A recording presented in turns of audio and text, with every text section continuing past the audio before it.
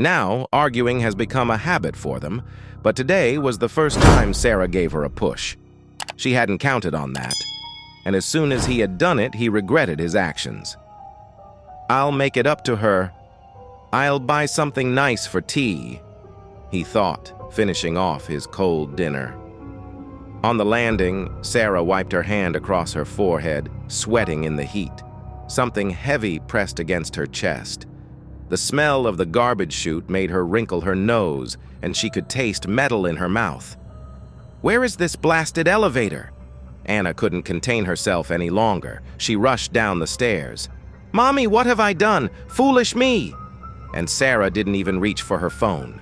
She sprinkled cyanide into Anna's food instead. But she hadn't calculated correctly. At the bottom stood Lydia Petrovna, the concierge. "The lift is jammed again on the 5th floor," Lydia announced to Anne, spotting her coming down the steps. Anne came to an abrupt halt midway, unsure whom to call for help. Once upon a moonlit evening, our protagonist chanced upon a captivating woman named Ariel, nestled beside an ancient pond.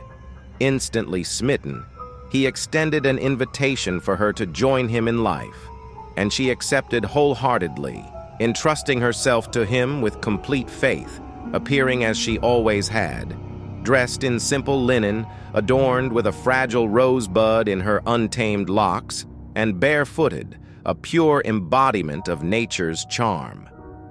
The man cherished every moment spent with Ariel, disregarding any inconsistencies in her character or enigmatic aspects concealed within. The absence of familial ties or companionship within the bustling city held no significance. His sole wish was that she remained content in their shared world. Yet, cracks began to surface in their seemingly perfect union. Initially, minor irritations surfaced.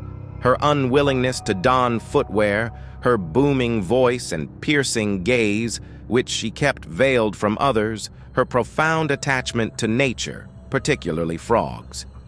One fateful day, while engrossed in quiet contemplation, he observed her mumbling indecipherable phrases and wandering aimlessly around the room. More concerning still were her weekly solo excursions during Mondays, whereupon she returned bearing soiled legs, extending far above her knees.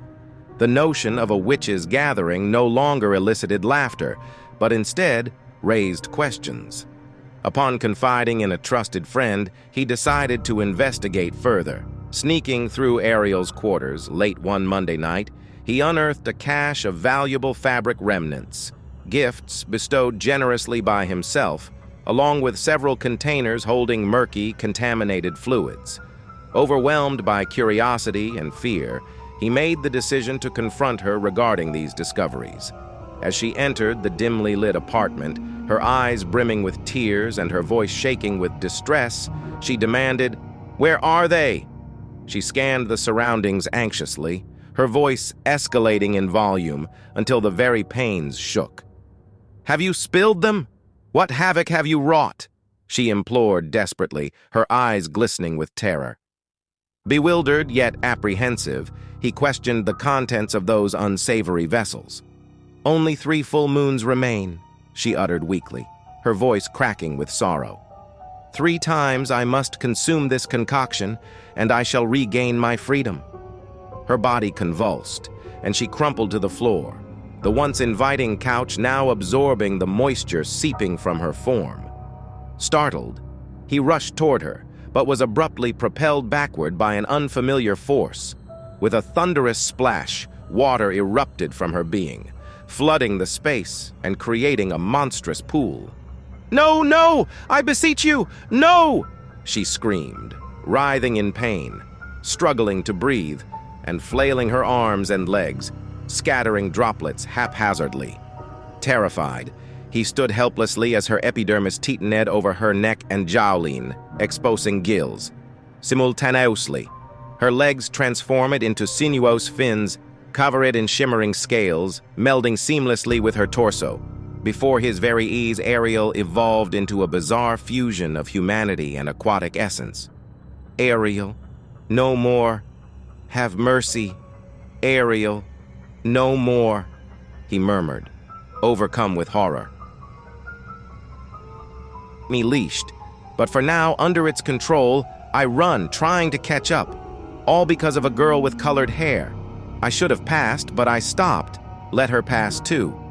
Then I ran into a man with suitcases, crashed into a retreating promoter, missed the closing doors of the metro train, saw the bus drive off with its blue rear end. Imagine, today morning, a man got hit by a car, hurrying to work, and what a cruel twist. Right in the face, going full speed, a barber ran into him. His cheek torn open, nose fractured, eye socket crushed, feather lodged in his windpipe. Fatal asphyxiation. Oh dear, that's destiny for you.